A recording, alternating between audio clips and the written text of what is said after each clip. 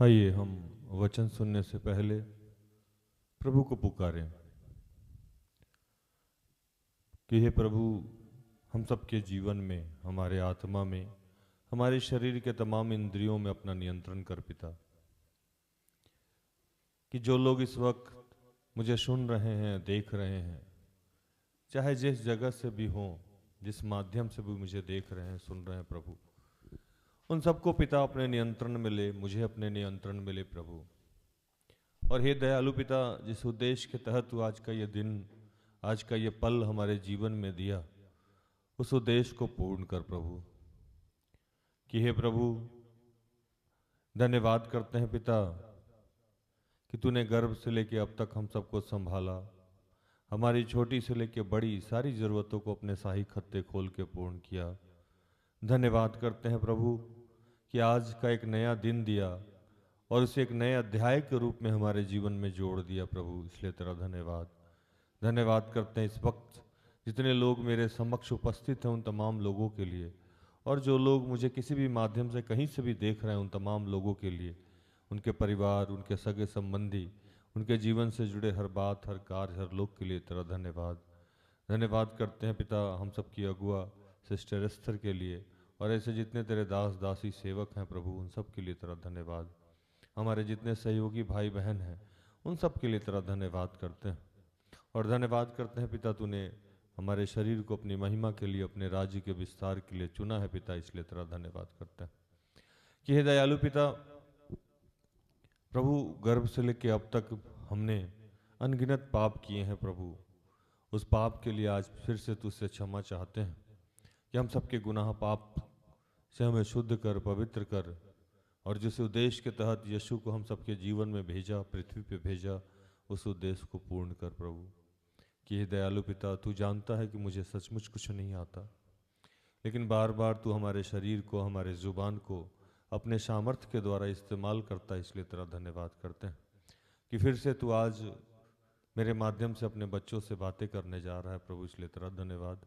जो भी ऐसी बातें हैं जो आपकी इच्छा के विरुद्ध हो, वो यहाँ ना हो, सब कुछ पे तेरा नियंत्रण हो प्रभु। और तू हमारे मुख के द्वारा और अपने जितने तेरे बच्चे हैं जो इस वक्त कहीं भी, किसी भी काम से, किसी भी उद्देश्य के तहत तूने उन्हें खड़ा किया है, उन सबके आशीषित कर उस वचन के निमित्त जिसमें तूने कहा है कि मैंने तेरे मुख पे अपने शब्दों को रखा है, बोलने वाले तुम नहीं पिता का आत्मा होगा।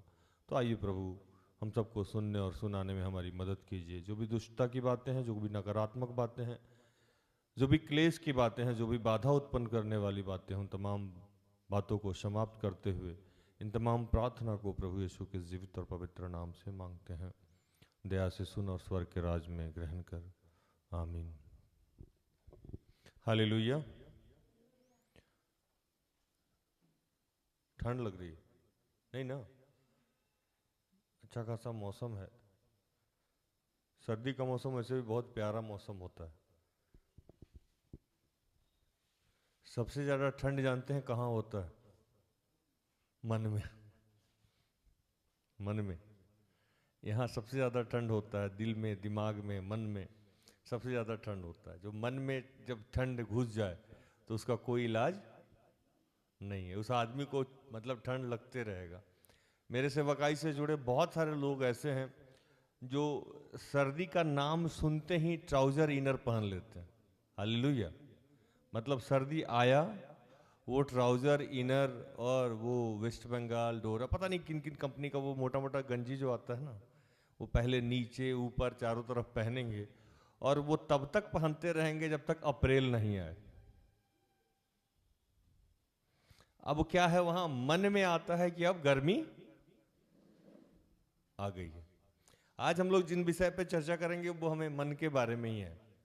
प्रभु जो वचन दिया है हम लोगों को, वो नीति वचन सुक्ति ग्रंथ 4:23, जिसमें प्रभु ऐसा लिखते हैं कि सबसे अधिक अपने मन की रक्षा कर, क्योंकि जीवन का मूल स्रोत वही है। हालेलुया। सबसे अधिक अपने मन की रक्षा कर, क्योंकि जीवन का मूल स्रोत वही है। मूल समझते हैं? मूल समझते हैं? इस वचन को आप लोग टेलीकास्ट कर रहे हैं? लिख रहे हैं? नहीं लिख पा रहे हैं? मूल स्रोत मतलब कि सबसे ज्यादा जो इंपॉर्टेंट पार्ट है, जो मुख्य बातें हैं, वो यही है। हालेलुया। अगर इस पे किसी का नियंत्रण हो जाए तो दुनिया में वो किसी भी चीज पे विजय प्राप्त कर सकता है। समझ रहे हैं इस बात को आप लोग? अगर मन पे किसी का नियंत्रण हो जाए तो दुनिया में वो किसी भी चीज पे विजय प्राप्त कर सकता है, क्योंकि हमारा नियंत्रण मन पे नहीं है। मेरी बेटी बैठे बैठे सोचती है कि अब पिज्जा खाने जाना है, रात में सो रही है, सुबह मम्मी मटन बन जाता या हलवा बना के भेजना। उसके मन में 24 घंटा क्या चलते रहता है? खाने का सामान। वो कहीं भी रहे, उसका मन कहां है? अभी नीति वचन या बाइबल में कहीं एक वचन लिखा है कि जहां मन होता है वहीं आदमी का सब कुछ होता है। मन के पीछे पीछे इंसान चलता है। मैं वो वचन ढूंढ रहा था आप लोगों को बताने के लिए, लेकिन वो तो नहीं मिला। लेकिन मन के बारे में मुझे लगता है कि 20-25 वचन मुझे, क्या बोले भूषण में? हाँ, वो तो दूसरी बात है, लेकिन प्रभु कहते हैं कि जहां आपका मन है वहीं आप जाते हैं। मन आपको नियंत्रित करता है। मन क्या करता है? नियंत्रित करता है। सबसे पहले हमारा मन कहीं पहुंचता है, बाद में हम पहुंचते हैं। अब किसी आदमी को दारू पीना है, यहां एक लैंग्वेज हम लोग अपने इस्तेमाल करते हैं किसी चीज को, वो बोलते हैं खवास लगा। खवास मतलब बाद में हम समझने का प्रयास किए कि क्या बोलना चाहता है लोग। तो इंटेंशन है कि खाने का मन हो रहा है ना। मतलब लैंग्वेज है अपना, किसी लैंग्वेज पे कमेंट नहीं है, लेकिन वो क्या है ना, हर आदमी का अपना लैंग्वेज है। ऐसा आप बोलते हैं ना आप लोग कभी कभी, हाँ कि ना? ऐसे ही बोलते हैं ना। वो मतलब एकदम अंदर से वो व्याकुलता हो रही है कि मतलब एकदम एक्साइटमेंट है कि नहीं ये काम मुझे कर ही लेना है। तो वो सबसे पहले कहां डेवलप हुआ? मन में डेवलप हुआ। और बाइबल इसी पे शुरू होकर इसी पे समाप्त हो जाता है। सबसे पहले तू अपनी मन की चौकसी कर, नियंत्रण कर, कंट्रोल कर। जॉयस मेयर लिखती हैं कि मन एक युद्ध भूमि है। एक पुस्तक है जिसमें पूरा मन पे एक किताब लिख दी है। वो मैंने उसको बहुत पहले पढ़ा था, अब फिर से मैं अध्ययन शुरू कर रहा हूं। वो किताब भी मिलेगा पढ़ने को तो मैं पढ़ूंगा कि मन एक युद्ध भूमि है। सारी लड़ाई हमारी कहां चलती है? मन में। और मैंने कहा था कि पवित्र आत्मा हमारे अंदर उपस्थित होता है और जो दुष्ट आत्मा है वो हमारे ठीक पास में उपस्थित रहता है। वो सबसे पहले छेड़ता किसको है? मन को। हालेलुया। वो सबसे पहले आपके मन को छेड़ देता है। हम व्यभिचार में पड़ने से पहले मन में व्यभिचार कर लेते हैं। हम दारू पीने से पहले, हम शराब पीने से पहले मन में शराब पी लेते हैं। हम किसी को गाली देने से पहले मन में सोचते हैं चलो आज फरिया के आते हैं। वो मन में जितनी गालियां हम जाके वहां दिए नहीं होंगे, उससे ज्यादा गाली हम यहां देते जाते। हालेलुया। हालेलुया। आप अगर ध्यान से सोचे तो जीवन के जितने काम हम बाद में करते हैं वो पहले कहां करते हैं? मन में। कभी कभी हम लोग जब उपवास में रहते हैं, आज मेरी एक बहन हमको भोजन करा रही थी, बहुत आदरणीय है, सम्मानजनक है मेरे लिए। मैंने पूछा खाना खाई? अच्छा, हम खाना नहीं खाए हैं। वो मन से ही निकल गया कि हम भोजन। और आप लोगों के साथ भी ये बराबर होता होगा कि कई बार आप काम में इतने व्यस्त होते होंगे कि आपको ध्यान नहीं रहता है कि आपने भोजन किया है कि नहीं किया है। और कई बार रात में सोच के सोए कि कल ना एकदम मटन बनाएंगे और साथ में चावल पकाएंगे। या हमारे घर में जो हमारी महिलाएं कभी कभी बहुत खुश होती हैं तो वो घर में जल्दी जल्दी टमाटर को वो चटनी बना के और साथ में गरम गरम भात से वो खाना पसंद करते हैं, या साग भात खाना, मतलब अपने टेस्ट के अनुसार। तो वो कई बार आप किसी को देखे हैं कि सब्जी काटते हुए उसके मुंह से पानी आता हो? मैंने देखा। हरा सब्जी कोई काट रहा हो और उसका बहुत प्यारा हो सब्जी, साग किसी को बहुत पसंद हो, तो वो काटते काटते उसके मन में होता है कि ये कितना जल्दी बन जाए।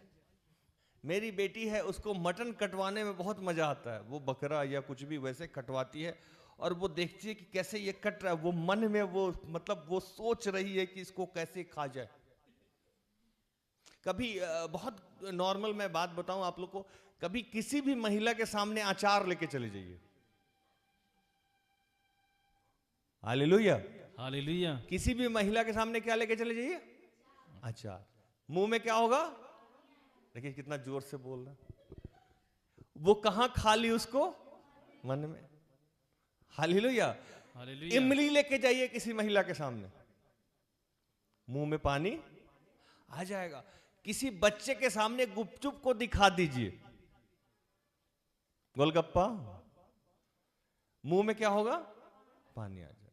वो कहां सारा काम कर रहा है? मन में। इसीलिए प्रभु ने कहा, प्रभु यीशु ने कहा कि तूने जो काम मन में किया है उसके लिए पहले क्षमा मांग। हालेलुया। हालेलुया। वह विचार करने के लिए वो क्या कहा कि आप पहले सोच लिए, मन में कर लिए, वो तो वो क्या हो गया? लिखा है ना ये वचन, याद है आप लोग को? लिखता है कि आप किसी के शरीर को छुए नहीं, कुछ भी नहीं किए, लेकिन फिर भी आपको पाप स्वीकार करना है, फिर भी आपने वो काम कर लिया। तो कहां किया? मन में किया। रोहित भाई वचन ढूंढ रहे हैं, मुझे वचन अभी बहुत कम याद रहा, तभी तो मैं मिल गया वचन। रोहित भाई वो वचन पढ़ेंगे। मत्ती 5:27 और 28। तुम सुन चुके हो कि कहा गया था, व्यभिचार न करना, परंतु मैं तुमसे यह कहता हूं, जो कोई किसी स्त्री पर कुदृष्टि डाले, वह अपने मन में उससे व्यभिचार कर चुका है। यहां तक। हालेलुया। हालेलुया। प्रभु कह रहे हैं कि आप पुराने नियम में पढ़े होंगे, 10 आज्ञा आपको मिली थी मूसा के द्वारा, जो पाटियां लिखी गई थी जिसपे लिख के दिया गया था ये नहीं करना, ये नहीं करना, ये नहीं करना। उसमें ये लिखा गया था कि वह विचार ये नहीं करना। लेकिन अब इसको रिफाइन करते हैं, इसको और डेवलप करते हैं। तो क्या करते हैं इस डेवलपमेंट में? इस डेवलप करते हैं कि तूने सुन रखा है कि भय विचार ना करना, लेकिन तूने किसी पे कुदृष्टि डाली। कुदृष्टि का मतलब है कि बुरे निगाह से देखा, गलत दृष्टिकोण से देखा, तो आपने उससे व्यभिचार कर लिया। और कहां किया? मन में। हालेलुया। कहां किया? मन में व्यभिचार कर लिया। अब प्रभु कह रहे हैं कि मन में भी व्यभिचार नहीं करना। आजकल मैं बताऊं आपको, हमारे यहां, हमारे अभी कल्चर में, हमारे कल्चर में सब बच्चों के हाथ में मोबाइल है, और मोबाइल से जो सबसे ज्यादा जो पाप हो रहा है मोबाइल के माध्यम से, वो व्यभिचार का ही पाप हो रहा है। हाँ या ना? जो बच्चे 5 साल के हैं, 7 साल के हैं, 8 साल के हैं, वो भी वो सारी बातें जान जाते हैं जो हम लोगों को आफ्टर मैरिज जानना चाहिए। कई बार मेरे बच्चे, हमारे यहाँ बच्चे आते हैं जो 5th के हैं, 6th के हैं, 7th के हैं। वो जब 3-4 अगुआ बोल रहे हैं कि 5th 6th तो बहुत ऊपर चलेगा, आप 3-4 से आइए। 3-4 के जो बच्चे हैं वो सारी बातें जानते हैं जो मुझे शादी के बाद ज्ञात हुआ। हालेलुया। तो वो कहां से किए, वो देखे, और उसका स्रोत क्या मिला? मोबाइल मिला। मोबाइल का स्रोत है, और मोबाइल में कोई घुस के पाप तो करता नहीं है। आप बताओ मुझे कि मोबाइल आप जब देख रहे हो तो मोबाइल में कोई लड़का तो आपको मिला नहीं, या मोबाइल से कोई लड़की बाहर तो आग नहीं गई। तो मोबाइल में देखने के दरमियान जो आपने पाप किया वो कहां किया? मन में।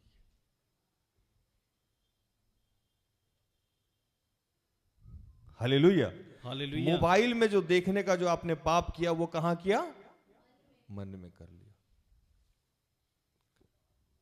मैं अपने घर में जो टेलीविजन चलता है तो मैं जानना चाहता हूं कि मेरे यहां टेलीविजन क्या चलता है। तो मेरी बेटी तारक मेहता का उल्टा चश्मा या इस टाइप की कोई सीरियल देखती रहती है, तो मुझे ये समझना होता है कि गंदगी कहां से घुसेगा घर में। तो गंदगी कोई ऐसा व्यक्ति तो जाएगा नहीं मेरे घर में जो लेके चला जाएगा, तो वो जाएगा कहां से? तो वो टेलीविजन या फोन के माध्यम से जाएगा या किसी संगति के माध्यम से जाएगा। तो 2 साल से बच्चे तो लॉकडाउन में घर में ही हैं, इसलिए 2 साल से लॉकडाउन है और लॉकडाउन में बच्चे घर में ही हैं, तो घर में तो वो सुरक्षित हैं, क्योंकि मुझे पता है कि मेरे घर में किसका आना जाना है। लेकिन फिर भी ध्यान रखना होता है कि ये बच्चे टीवी पे क्या देख रहे हैं, क्योंकि वहीं से उनके मन में गंदगी आती। तो प्रभु क्या कह रहे हैं कि आपको अपने मन पे नियंत्रण रखना है। और लोग कहता है ना कि भैया ये तो सबको ही बताता रहता है कि मन पे नियंत्रण रखो। मन पे नियंत्रण रखेंगे कैसे? मुद्दा तो ये है कि मन पे नियंत्रण कैसे रखेंगे, कैसे करेंगे। ये ठीक है, मन पे कंट्रोल करना चाहिए, लेकिन कैसे मन पे कंट्रोल करें, ये ज्यादा इंपॉर्टेंट पार्ट है ना। क्योंकि मन पे कंट्रोल तो होता नहीं है किसी का, मन तो भागता ही भागता है। मन ही एक ऐसा, मन की गति जो मैं साइंस में पढ़ा था, अब तो मुझे याद नहीं है कि मन कितनी स्पीड से, अभी यहां बैठे बैठे मैं अमेरिका चला जाऊंगा, मैं यहां बैठे बैठे कहीं और चला जाऊंगा, मैं हूं यहीं, लेकिन मेरा मन कहीं भी जा सकता है ना। हमारे यहां कितने बच्चे आते हैं जो बोलते हैं कि मुझे ऐश्वर्या राय से प्यार हो गया, अब वो बेचारी जानती भी नहीं है ना। या किसी अगुआ को देखे पुलपिट पे बोलते हुए, उसको लगता है कि इसी से मेरी शादी हो जाती है ना। लोग वो मन में सोच लेता है, सारा प्लान बना लेता है, और उसका कोई इलाज हम लोग के पास नहीं। मन के बारे में इतनी सारी, मैं बताऊं, नीति वचन भजन संहिता 51 का 10 मिला है, मन के वचन 51, स्तोत्र ग्रंथ 51 का 10 मिला है। और यहां मैं बताऊं कि 1 2 3 4 5, मुझे लगता है कि 30 या 35 वचन मन से संबंधित, जो मैं अभी आराधना के समय बाइबल उलट रहा था, उस दरमियान मैंने देखा कि 30-35 वचन तो मुझे लिखा मिला है। अभी अगर गहन अध्ययन करता तो मुझे लगता कि पूरा का पूरा मतलब एक डायरी मन के संबंधित बाइबल से भर जाएगा। हालेलुया। तो पढ़ते हैं हम लोग भजन संहिता 51 का 10, स्तोत्र ग्रंथ 51 का 10। भजन संहिता 51 का 10, स्तोत्र ग्रंथ 51 का 10। हे परमेश्वर, मेरे अंदर शुद्ध मन उत्पन्न कर और मेरे भीतर स्थिर आत्मा नए सिरे से उत्पन्न कर। अब मैंने बताया आपको कि ये मन के वचन को मैं बताऊंगा धीरे धीरे, जब वहाँ प्रभु शब्द देगा तो इन तमाम वचनों को मैं सुनाने का प्रयास भी करूंगा, क्योंकि बहुत लंबा चौड़ा है। लेकिन कुछ खास चीज जो जिस पे प्रभु ने शब्द दे दिया यहाँ आने के बाद, कि ये सबको पता है कि मन के परेशानी से सब परेशानी होती है। अगर कोई नहीं जानता है तो मैंने उसको ब्रीफ किया छोटे छोटे शब्दों के माध्यम से, कि आप मन में पहले भय विचार कर लेते हैं। अगर आपको पति को गाली देना है तो किचन में रोटी बेलते समय आप सोचते हैं आने दो आज इसको, यही बेलना से तुम ना पढ़ लो, है ना, ऐसा ना हो कि सारा गुस्सा तुम ही पे निकल जाओ। देखो तो आए कि नहीं तुम्हारे पापा। वो ऐसा लगता है कि पत्नी मन में उसका मर्डर कर दी, है ना। वो बेचारा आराम से गीत गाते हुए आ रहा है गाड़ी से, है ना, हो तेरी स्तुति और आराधना महिमा से, इधर पत्नी बेलना बेल रही है, आने दो आज। मन में क्या हुआ? मर्डर हो चुका है ना।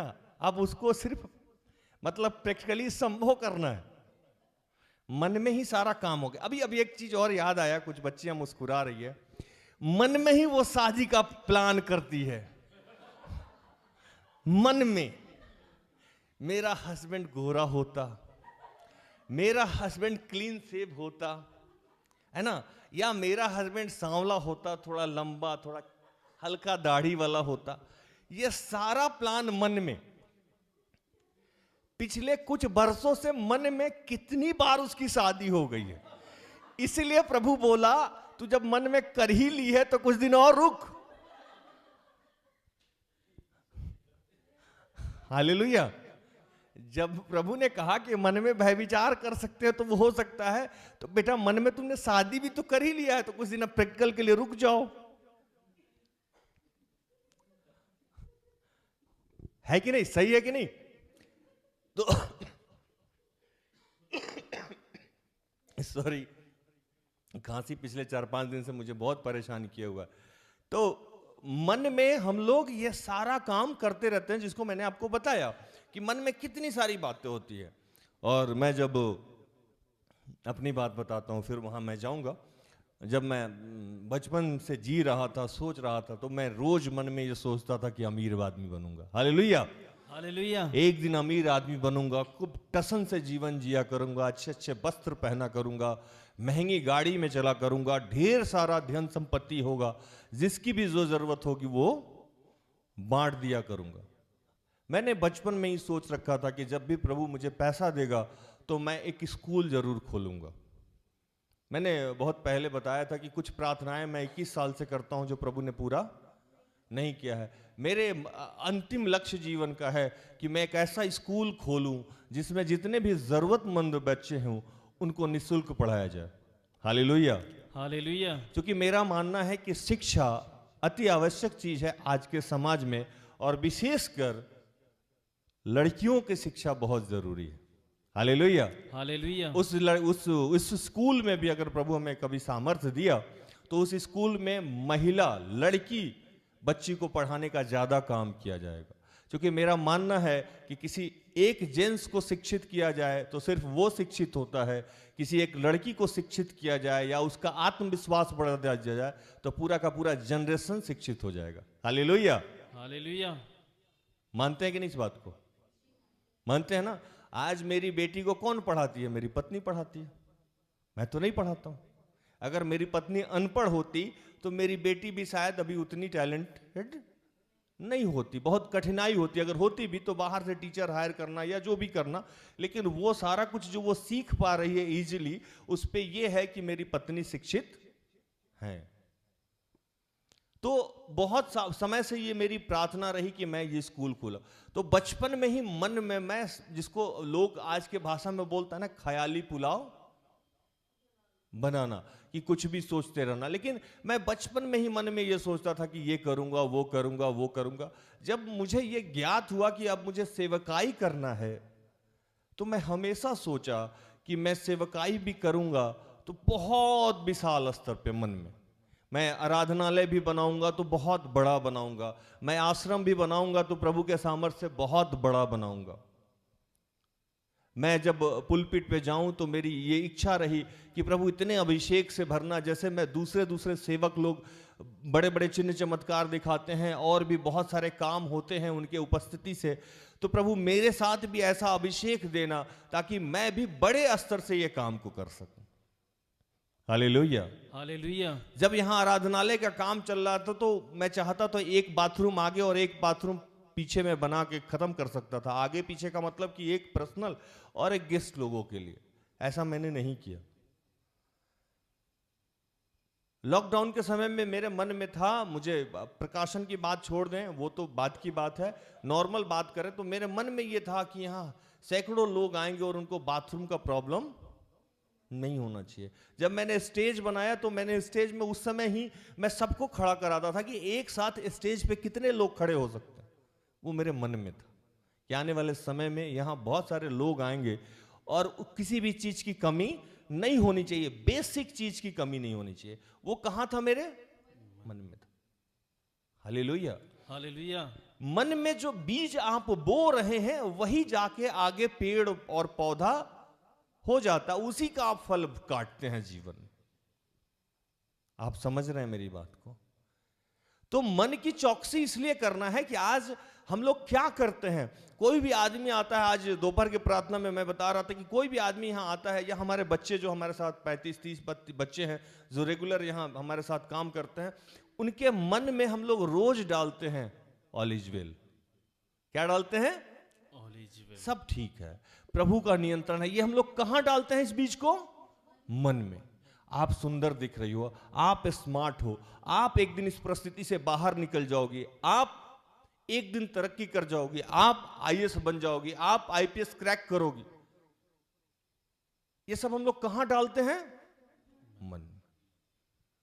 और वो बच्चे मैं देखता हूं कि दिन प्रतिदिन एक के बाद एक के बाद वो ग्रोथ होते जाता है। तो पहले उस अब बात को कहां डाला गया? मन में।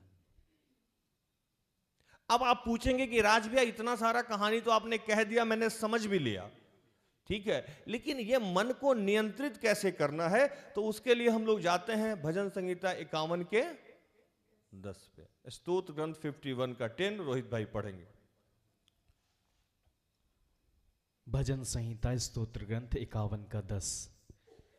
हे परमेश्वर, मेरे अंदर शुद्ध मन उत्पन्न कर और मेरे भीतर स्थिर आत्मा नए सिरे से उत्पन्न कर। अब ये प्रार्थना लगभग हम लोग रोज ही करते हैं, जितने लोग थोड़ा सा भी आत्मिक हैं तो 51 रोज पढ़ते हैं। और इस 51 में लिखता क्या है, मैं भी पढ़ूं जो रोहित भाई पढ़े, कि हे मेरे मन, क्या लिखा हुआ है हे मेरे परमेश्वर, यहां लिखते हैं ईश्वर कि हे परमेश्वर, मेरे अंदर शुद्ध मन उत्पन्न कर और मेरे भीतर स्थिर आत्मा नए सिरे से उत्पन्न कर। समझ गए? अब इसको आत्मिक तरीके से और सांसारिक तरीके से, दोनों तरीके से हम लोग थोड़ा थोड़ा आगे चलेंगे, क्योंकि समय हो गया है समाप्त, है ना। पुलपिट पे जाने के बाद समय कैसे खत्म हो जाता है पता ही नहीं चलता।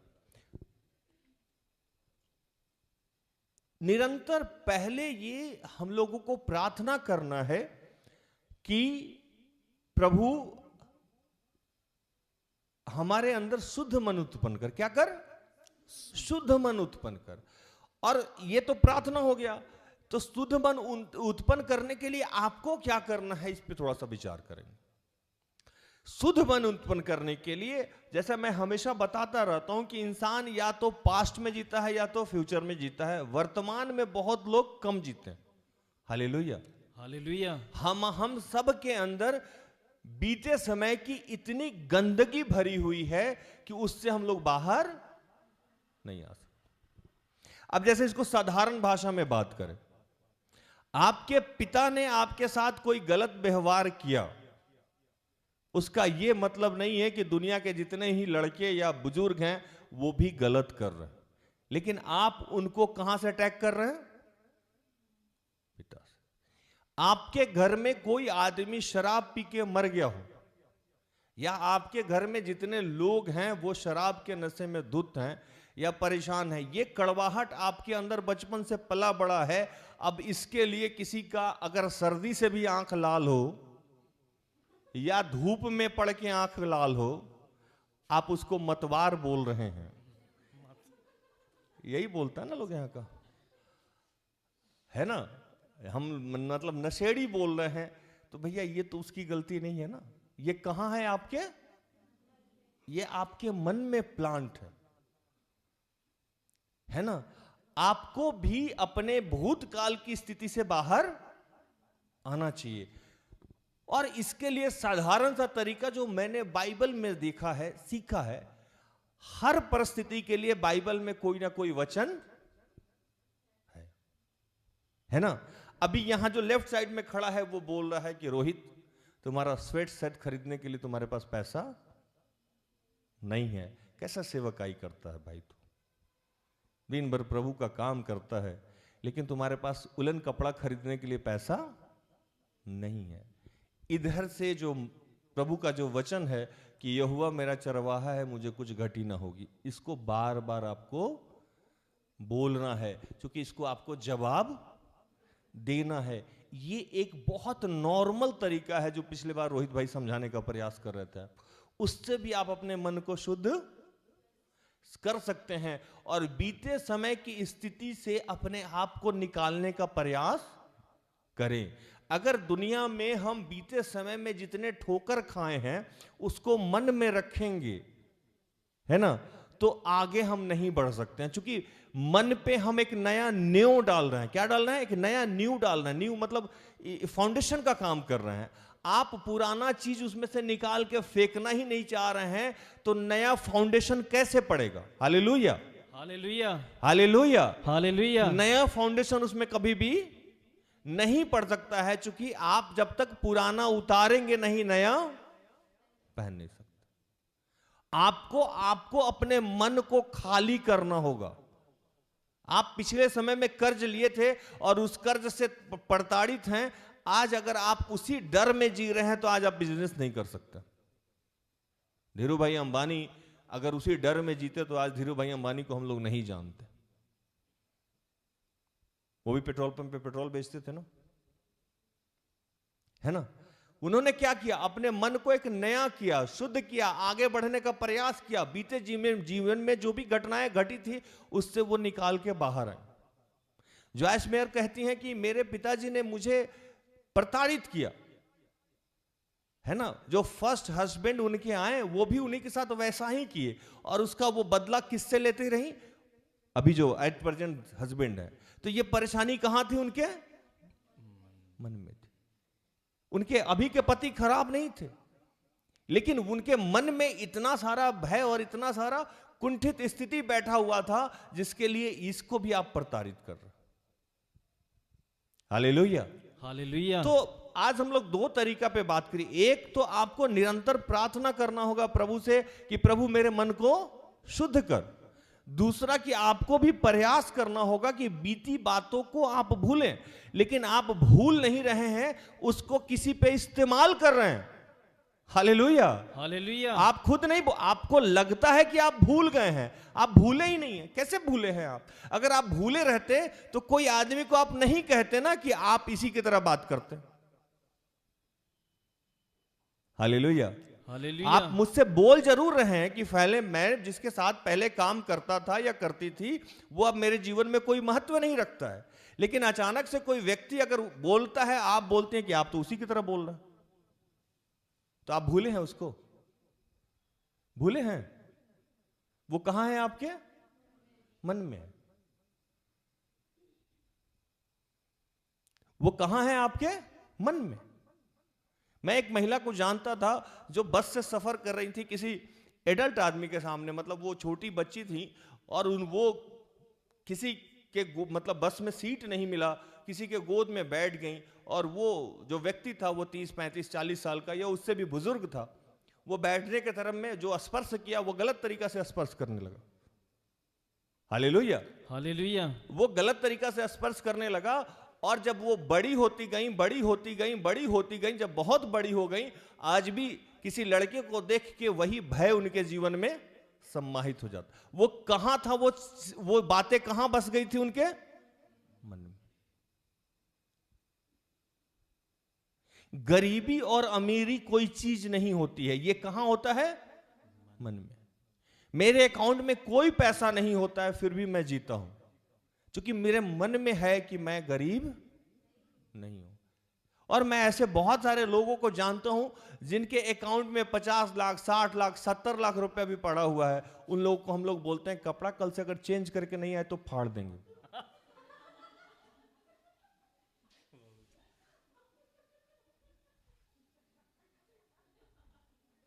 सही बोल रहे हैं कि नहीं बोल रहे? ये कहां बैठा हुआ है? मन में। वो डर है कि पैसा कहीं खर्चा कर दिए, है ना, तो पता नहीं क्या होगा, है ना। मन में है, जैसे जी लेते हैं, जिलने दो, कोई बात नहीं है। ऐसे ही लोगों का पैसा बाद में सरकार के अकाउंट में चला जाता है। आपको पता है कि ये नियम है गवर्नमेंट का कि अगर आप मर जाते हैं और आपका कोई नॉमिनी नहीं है तो पैसा कहां चला जाएगा? सरकार को। अब सोचिए, सारा जीवन पैसा आपके अकाउंट में, आप उसको भोगे नहीं, मरने के बाद कफन दिया कोई और आदमी, बक्सा दिया कोई और आदमी, वो पैसा तो वो निकाल नहीं सकता ना। और पैसा कहां चला गया? सरकार को। ये मन में है, हमारे मन में बैठा हुआ। हम एक जगह हम प्रचार कर रहे थे, मैंने बोला कि इस कटहल के पेड़ पे भूत है। अब कल से क्या होगा? लोग वहां से पत्ता भी ससराएगा। अरे भूत है भैया यहाँ। राज भैया बोल के गए थे भूत है। वो भूत हम कहां बैठा दिए? मन में। आज बहुत सारे सेवक हैं जो जाते हैं घरों में, हालेलुया हालेलुया हालेलुया, इसको बांधना होगा घर को, इसमें दुष्ट आत्मा का छाया है।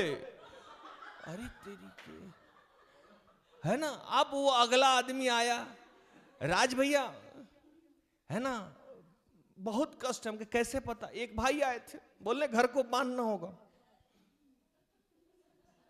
वो भूत कहां बैठा के दिए चला आया? मन में भूत बैठा दिया उसको। अब मन का भूत राज से कैसे निकलेगा? मैं एक महिला को जानता हूं। एक बार मेरी अगुआ, काफी समय हो गया है, समाप्त कर देंगे, कोई बात नहीं। मेरी अगुआ, एक बहुत पुराने लोग, बुजुर्ग बाबा हम लोग से जुड़े हुए थे, मेरे भी समय काल से पहले से। मतलब ये सेवकाई शुरू की उसके 1-1.5-2 साल बाद तो एंट्री हो ही गई थी, लेकिन वो जुड़े हुए थे और बहुत अच्छे और प्यारे बाबा थे। नहीं रहे, प्रभु के पास चले गए। तो उनकी बेटी मेरे पास एक दिन आई, और अक्सर मैं यहाँ सेवकाई में काउंसलिंग का काम करता हूँ। ये मेरा मुख्य काम है, काउंसलिंग करना, लोगों को मनों को जांचना और पढ़ना और मनों के बारे में बताना, यही मेरा मुख्य काम होता है। हालांकि पता नहीं उसमें हम पारंगत हुए हैं कि नहीं, अभी तो सीख ही रहे हैं हम लोग काम को। तो वो मेरी महिला वो आई, और मेरे साथ एक और विकट परिस्थिति होता है कि मैं सब कुछ भूल जाता हूँ। हालेलुया, मुझे कुछ भी याद नहीं रहता है। कई बार मैं पत्नी को भी बोलता हूँ तुम्हारा नाम क्या है, तो वो है, हालांकि अभी तो देख रही हैं तो अच्छी पत्नी है मेरे, बहुत अच्छी पत्नी है, कुछ बोल नहीं सकते हम, है ना।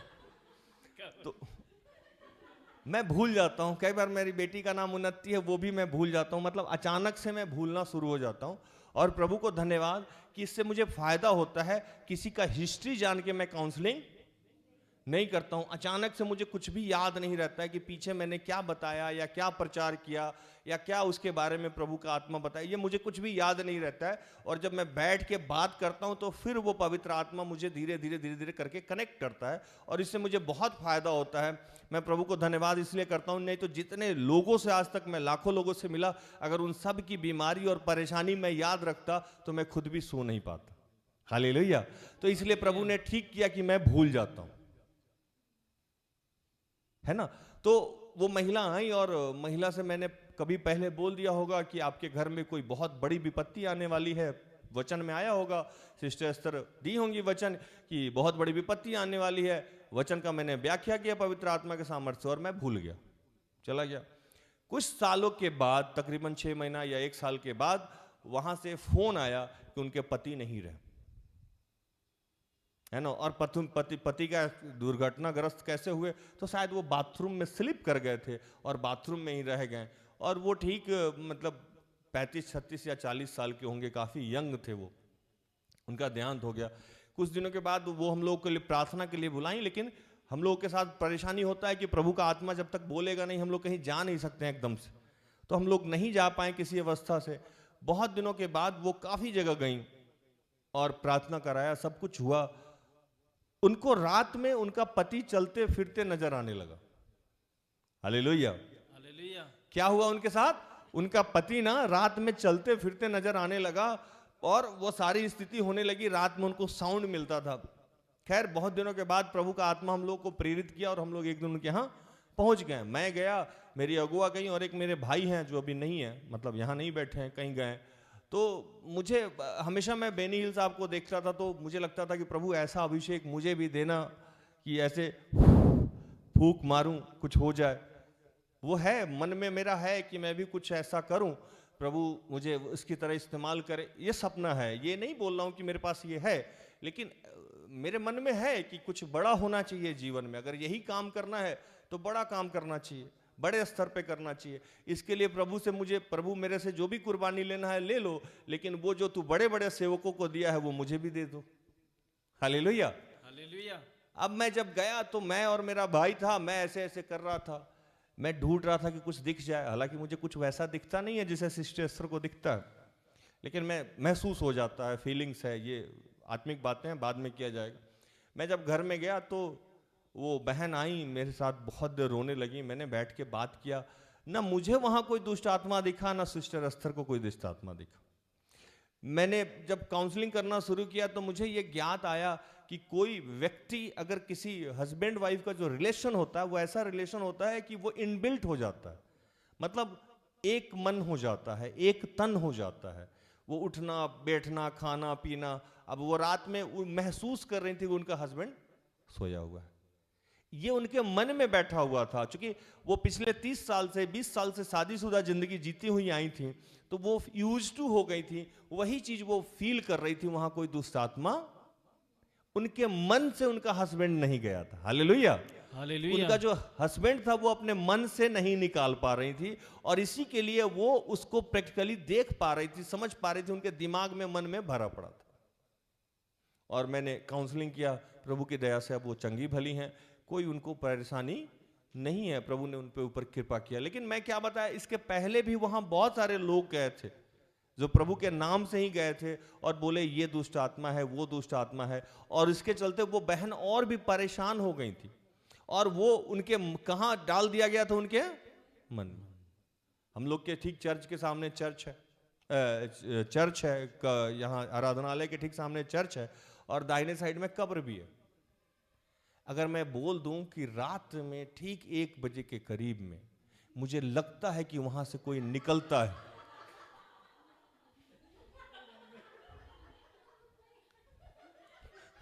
है ना, कुछ नहीं करना है इसको। अगर 2-3 दिन मैं बोल दूं, मैं बताऊं कि वो मैं कहां डाल दूंगा, मन में। ये दुनिया की जितनी भी अच्छी और बुरी बातें हैं, सबसे पहले कहां डेवलप होती है, मन में। तो आपको करना क्या है कि अपने पास्ट में जो बुरी बातें आपके दिमाग में डाली गई है उससे अपने आप को निकालें। क्योंकि आप जब तक अपने दिल को खाली नहीं करेंगे, नया कोई जगह डाला नहीं जा सकता है। जैसे किसी जगह पे हम लोग बिल्डिंग बनाने जाते हैं, हम और हमारे दादा जो हैं, बनर्जी दा, जो हमारा काम धंधा देखते हैं, अगर कंस्ट्रक्शन हुआ तो हम लोगों का घर भी तोड़वाते हैं। हम लोग उसको पहले ठीक करते हैं, फिर नया कंस्ट्रक्शन करते हैं। वैसे ही आपके मन के अंदर की जो पहली बातें हैं, अगर आप नहीं निकालिएगा तो नया कुछ प्रभु डाल नहीं सकता है। इसलिए मन के शुद्धिकरण के लिए 2 तरीका है कि पुरानी वैसे तमाम यादें जो आपके जीवन में आपके भलाई के लिए नहीं, उसको भूलने का प्रयास करें और उसको बार बार दोहराएं नहीं। एक प्रचार में मैंने कहा था कि आपका घाव सूख गया है ना, और वो आप उसको देख रही हैं बार बार, सूखा कि नहीं, सूखा कि नहीं। आप क्या कर रही हैं, उस घाव को कुरेद के ताजा कर रही हैं। अगर आप किसी आदमी को भूल गई हैं और आपके जीवन में वो इंपॉर्टेंस नहीं रखता है, तो उसके किए गए प्रतिज्ञा के द्वारा आप दूसरे से वैसा व्यवहार कर रही हैं, इसका मतलब कि वो आदमी आपके मन से गया नहीं। आप समझ गए ना। तो 2 तरीका मैंने बताया। मैं प्रभु से प्रार्थना करूंगा कि किसी दिन और मन पे बोलने का प्रभु दे। बहुत सारे वचन हैं जो मैं पढ़ नहीं पाया, जो कि 7:15 हो गया है, अभी आराधना प्रार्थना भी करना है। तो प्रभु कह रहे हैं कि मन की शुद्धता, मन को पहले कंट्रोल कीजिए। अगर मन आपका कंट्रोल नहीं होगा तो दुनिया में तमाम चीजें समाप्त हो जाएगी। एक चीज और मैं कह के समाप्त करूंगा कि अक्सर हम लोग कहीं जाते हैं, आजकल जो समस्या, घोर समस्या है हम सबके जीवन में, कि हम लोग सुबह में जग नहीं पाते। हाँ कि ना। एक्सरसाइज, पेट निकला जा रहा है राज, लेकिन तुम उठ नहीं पा रहा है ना। लेकिन आप कभी सोचे हो, किसी का लोटा पानी जाना हो तो कितना जल्दी लोग लेदर का जैकेट पहन के गाड़ी लेने चला आता है ना। समझे ना। वो कहां बैठा हुआ है, मन में। आपको कभी फ्लाइट पकड़ना है तो नींद खुल जाती है कि नहीं। पीवीआर में सिनेमा देखने जाना है तो आप पहले पहुंच जाइए कि नहीं, है ना। हम लोग मतलब ये सारा प्लान पहले से मन में करते हैं और वही एक्साइटमेंट होता है। जैसे मैं आज अपनी अगुआ को बता रहा था कि अगर मुझे कहीं प्रार्थना सभा में जाना हो तो मैं 4 बजे जग के चला जाता हूं, 3 बजे जग के चला जाता हूं, लेकिन मैं एक्सरसाइज के लिए उठ नहीं पाता हूं। ये कहां से हम नियंत्रित हो रहे हैं, मन से। जैसे कल एक बच्ची मुझे फोन की कि आज हम यहां नहीं आएंगे। मैंने बहुत थक गई हूं। कई बार सच में हम लोग थक जाते हैं, लेकिन मुझे ज्ञात है ये बात कि मैंने लॉकडाउन में देखा है कि गर्भवती महिलाएं रोड पे डिलीवरी की हैं और ठीक उसी बच्चे को कैरी करके अपने घर में पहुंच गई हैं, क्योंकि उनके मन में बैठा हुआ था कि मेरा यहाँ कोई सहारा नहीं है। और आजकल मैं ये भी देखता हूं कि इतने सुकुमार महिला, मैं किसी पे कमेंट नहीं कर रहा हूं लेकिन बता रहा हूं कि इतने सारे बड़े बड़े हॉस्पिटल में जाने के बाद भी लोग अनकंफर्ट फील करते हैं। तो वो क्या है, मन में है कि मेरे पास ये सारी सुविधाएं है। पहले के ज़माना में हम लोग दूर दूर जाते थे शौचालय के लिए, आज हमारे घर में भी है, तब भी हम लोग को संतुष्टि नहीं मिलती है, क्योंकि मन हमारा बदलते जाता है। सारा चीज मन से होता है। किसी आदमी को अगर एग्जाम पास करना है तो वो मन में सोच लेता है कि मेरे पास जीवन का कोई सहारा नहीं है। जैसे गरीब के बच्चे, रिक्शा वाले, चाय वाले के बच्चे, उनके दिमाग में, उनके मन में बैठा हुआ है कि अगर हम नौकरी नहीं किए ना तो हम जीवन में कुछ भी नहीं कर सकते हैं, भूखे मर जाएंगे। तो वो पहले मन में बैठा लिए हैं, इसलिए उनकी नौकरी निकल जाती है। अमीर के बच्चे के मन में बैठा हो रहता है कि मेरा तो घर भी है, पेंशन भी आता है ना, सब कुछ चला जाता है, तो उसकी नींद खुलती नहीं है पढ़ने के लिए, क्योंकि उसको पता है कि कुछ ना कुछ तो है। लेकिन जिस दिन पता होता कि कुछ भी नहीं है, आराम से नींद खुल जाती। ये सारी परेशानियां कहां है? मन में। एक चीज और कहूंगा, मैं समाप्त करूंगा, क्योंकि बहुत सारी चीजें मिलती जा रही है। तो मैं, जब हम लोग किसी घोर परिस्थिति में रहते हैं, जो मैं बार बार बोलता हूं, बच्चा नहीं हो रहा है, शादी नहीं हो रहा है, या नौकरी नहीं मिल रहा है, तो हम लोग जबरदस्त प्रार्थना में लगे रहते हैं कि मन में क्या होता है कि प्रार्थना करेंगे तो चंगाई मिल जाता है। लेकिन जैसे वो आशीष प्राप्त कर लेते हैं तो क्या हो जाता है कि वो मन से डर निकल जाता है और हम लोग रिलैक्स हो जाते हैं।